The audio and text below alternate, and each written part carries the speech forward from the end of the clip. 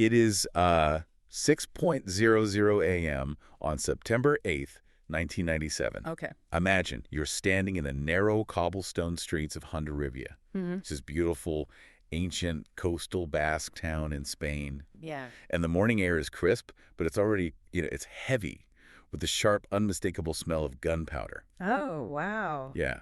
All around you, the deafening rhythmic beat of drums is just echoing off the stone walls.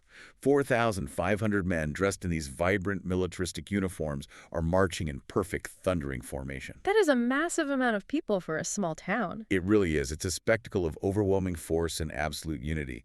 But then right in front of you, the parade grinds to a jarring halt. Uh-oh. Right? A group of local women has stepped out from the sidewalks and into the street.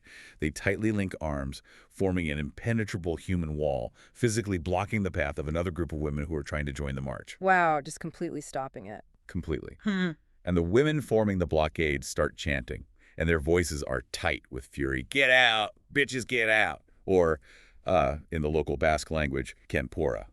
It is a genuinely startling, visceral scene to visualize. I mean, you have a picturesque town violently turned against itself right in the middle of what is supposed to be its most sacred, unified day of the year. Exactly. And that intense, incredibly charged standoff in the street is the starting point for today's deep dive. I'm really looking forward to this one. Me too. We're exploring a fascinating anthropological study by J.P. Lindstroth called Marching Against Gender Practice, Political Imaginings in the Basque Land. It's such a rich text. It really is.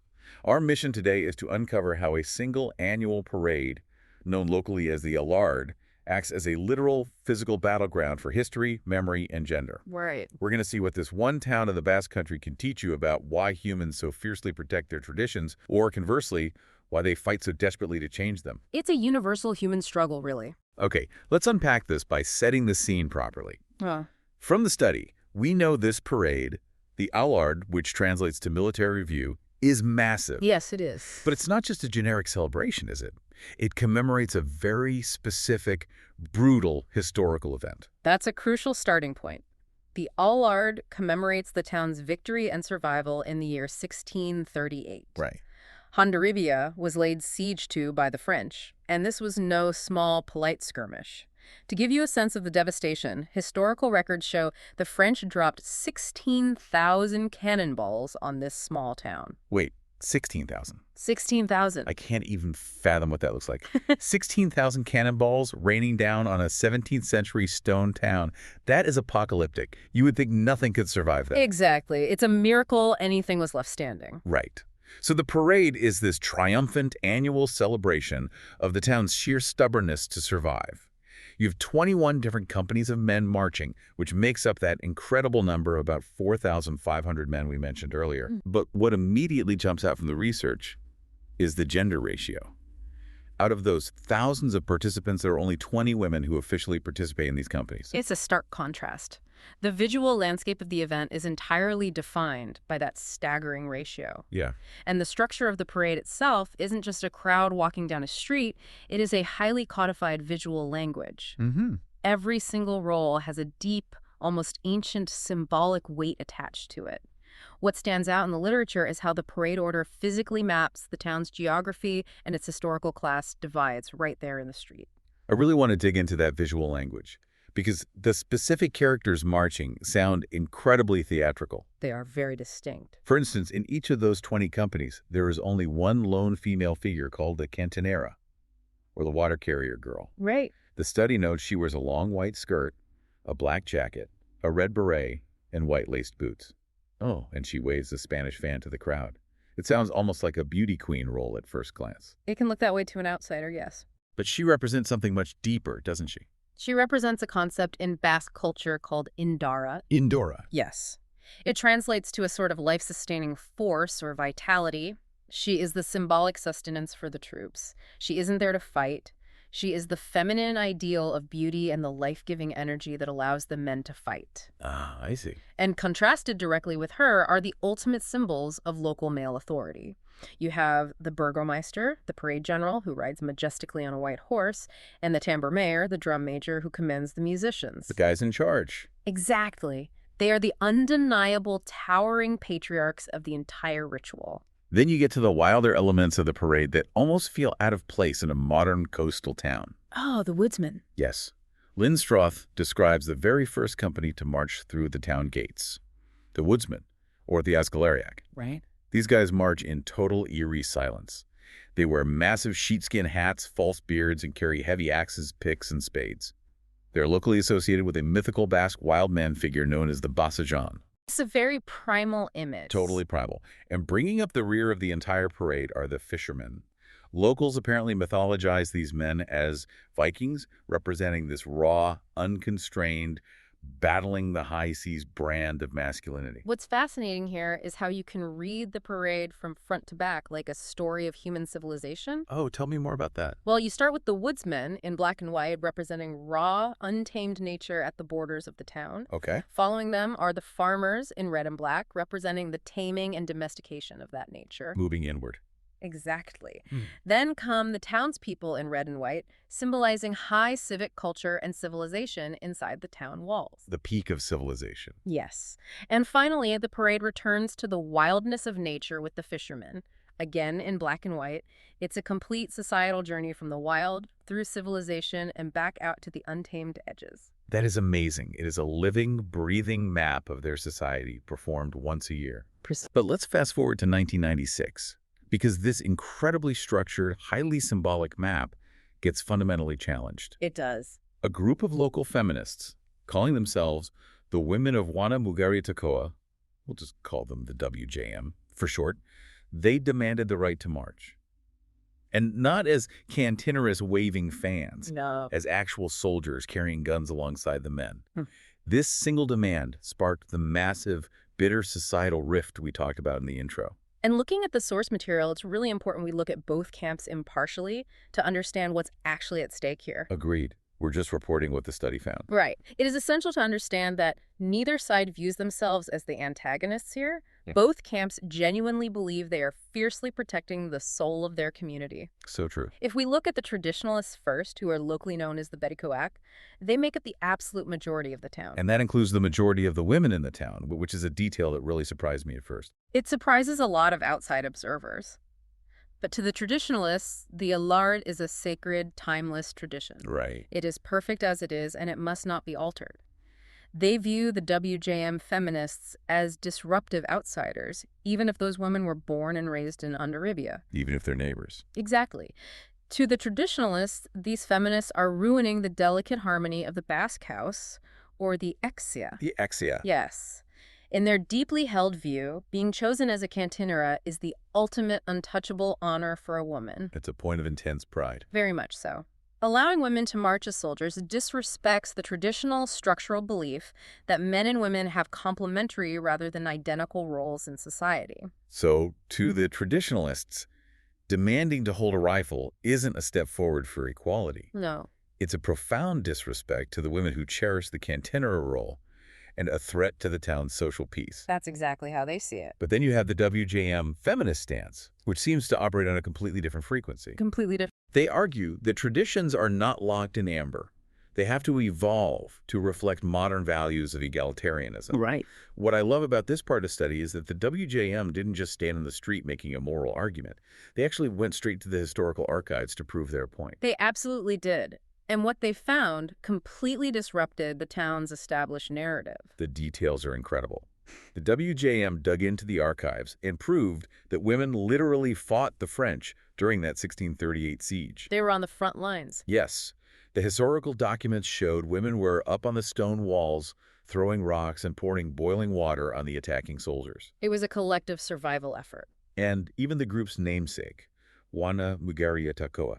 She is a documented historical figure who heroically rescued the town's precious Virgin Mary effigy while cannonballs were raining down. They didn't stop at the 17th century either. The feminists also found archival photographs from the early 20th century. Oh, I love this part. Right. Those photos show that cantineras back then actually carried real rifles, not decorative Spanish fans. So the feminists are bringing literal receipts. They're saying, look, our history already includes women as warriors, you're the ones who sanitized it. It's a very compelling point. It's such a powerful counterargument. If we connect this to the bigger picture, what we are witnessing on the streets of Hondarribia is a profound cognitive clash. How so? It is quite literally a battle of memories. On one side, the WJM relies heavily on what anthropologists and psychologists call semantic memory. Semantic memory. Yes. This is memory based on hard facts, reading historical archives, looking at old photographs, and engaging with global feminist literature. They know the data of the past. Right, it's intellectual, it's evidence-based. But the traditionalists rely on episodic memory. Okay, what's that? This is the deeply emotional, profoundly embodied experience of participating in the ritual year after year. It's the visceral memory of smelling the gunpowder in the morning, feeling the drums vibrate in your chest, and remembering the pride of marching in the exact same spot as your father, your grandfather, and your great-grandfather. Wow, that makes so much sense. It's incredibly powerful. It's like the difference between reading a Wikipedia article about a holiday versus the actual feeling you get smelling your grandmother's cooking on that holiday. One is a fact. The other is a core part of your identity. That is a perfect analogy. And when an episodic memory, which is tied to your family bonds and your sense of self, is challenged by a semantic memory, a fact from a book or an archive, the episodic memory almost always fights back. Fights back hard. Yes, with intense, sometimes aggressive emotional ferocity. Which perfectly explains the scene in 1997. The chanting, the anger, the blockade in the streets. Because to the traditionalists, the WJM aren't just citing historical footnotes. It feels like they're attacking their actual ancestors and their lived childhood memories. That's exactly it. But here's where it gets really interesting. You have this whole town fiercely defending the Alarde as a completely immutable, timeless tradition. Right. The core of their argument is that it has looked exactly the same since 1638. But Lindströth's research reveals a massive historical irony. The parade has changed constantly. It has changed constantly. It is the ultimate myth of timelessness. The human brain has a remarkable capacity to invent a static, unchanging past in order to comfort the anxieties of the present. The timeline of how this parade evolved is wild. The Alarde did not start out as a massive, booming military drum march with thousands of soldiers. Not at all. It actually started as a relatively small, quiet religious procession to honor the Virgin Mary for her divine intervention during the siege. Right. And those specific, vibrant, supposedly 17th century uniforms the men wear today. The study points out they are actually adapted from the Carlist Wars, which happened in the 19th century. Hundreds of years later, the transformation from a quiet religious observance into a secular, highly militaristic spectacle really took hold around 1881. 1881. Yeah, and this shift wasn't an accident. It was heavily influenced by the rising Basque nationalist movement, spearheaded by figures like Sabino Arana. Why did they feel the need to change it then? Well, after the devastating military defeats of the Carlist Wars, the Basque people were demoralized. They needed a way to regain their civic pride and boldly assert their unique ethnic identity against the overarching Spanish state. So they basically retrofitted a 17th century victory with 19th century uniforms to serve elite 19th century political needs. Exactly. It's like inventing a corporate holiday to boost morale, but pretending it's been around since the dawn of time. It's a very effective strategy for building social cohesion. And the changes didn't stop in the 1800s. The quote-unquote timeless tradition kept shifting in the 20th century too. Oh, definitely. In the late 1940s and early 1950s, a group of young men rebelled against the older town elders. They were sick of the strict male hierarchy that dictated when and how you could march. So what did they do? They just formed their own breakaway company. And perhaps the most striking modern change happened in the 1960s. Oh, right, the drum major. Yes. A local drum major decided to openly defy the oppressive, authoritarian Franco regime. He tied ribbons to his baton in the colors of the Basque flag, red, green, and white. Which was incredibly dangerous at the time. Highly dangerous. At the time, displaying those colors was strictly illegal. He risked arrest to make a political statement. Wow. But today, those colors are just considered a permanent traditional part of his uniform. It's amazing that a guy risking arrest over ribbon colors just a few decades ago is now swallowed up into the narrative of an ancient tradition. History gets flattened out. It really does. But it makes me wonder if the town is so quick to forget these internal rebellions, the youth breaking away, the political defiance. What else are they papering over? Why do they insist the parade has never changed when their own grandfathers were the ones changing it? The answer to that isn't that the townspeople are being deceitful or malicious. Okay. Anthropologically speaking, it's a vital cognitive defense mechanism. To protect what? It is designed to preserve a concept known in Basque as gogai detasuna. Goge dedesuna. Yes, which loosely translates to absolute social harmony or like-mindedness. Acknowledging past internal conflict shatters the idealized image of a perfectly unified community. The ritual is meant to be the ultimate expression of their unity. To admit it has a fractured history is to admit the community itself is and always has been fractured. And reading through Lindström's work, you realize the community is fractured. Very much so. The historical arguments over the parade are just the tip of the iceberg. Yeah. Which brings us to a really brilliant layer of this research regarding the town's actual geography. The spatial divide. Yes. There are hidden meanings embedded in the very space and language of Hondarribia. If you walk through the town, it isn't just one big, happy neighborhood. It is linguistically and spatially divided. Deeply divided. Historically, you had the elite merchant class living safely inside the fortified stone town walls. They were called the Kalitarak. The Kalitarak. Right. And to distinguish themselves from the peasants and laborers outside the walls, these elites adopted a very specific, formal, polite pattern of speaking Basque known as zuka. And this Zuca dialect was actually heavily influenced by Castilian Spanish, right? Yes, it was. It was a way for the bilingual elites to signal their high status and their connection to the broader Spanish power structures, even when they were speaking the local Basque language. Meanwhile, outside the walls, you had the peasants, the farmers, and the fishermen. The Portuarak and Bisaritarak. Exactly. They used a much more egalitarian, informal pattern of Basque known as hika. So historically, you could tell exactly what class someone belonged to and what side of the wall they lived on, just by listening to how they conjugated their verbs in casual conversation. It was a constant auditory reminder of inequality every time you spoke to someone. And this wasn't just friendly neighborhood rivalry either. Lindström points out that in 1799, the fishermen living outside the walls literally staged an armed revolt against the town council inside the walls. An actual armed revolt. Yes. They took up arms just to win the right to sell basic goods like bread and wine in their own neighborhoods because the elites inside the walls were controlling all the commerce. This deep historical, linguistic, and spatial context is precisely what makes the Alarde so vital to the town's survival today. How does it tie back into the parade? Well, for 364 days a year, the inhabitants of Hondarribia are acutely aware of their divisions. They are divided by these subtle linguistic accents, by their occupations, by their distinct neighborhoods, and by centuries of historic rivalries and economic resentments, like that 1799 bread revolt you mentioned. But on the 8th of September, on that one day, the Alarde acts as a powerful, almost magical social glue. Exactly. Because for that one morning, the guy who lives outside the walls and speaks informal hika is marching shoulder to shoulder with the wealthy merchant from inside the walls. The ritual temporarily erases the stone walls and the linguistic barriers. It takes all these deeply fractured competing groups and fuses them into one single, overwhelming, unified Basque identity. It's a performance of unity. Yes.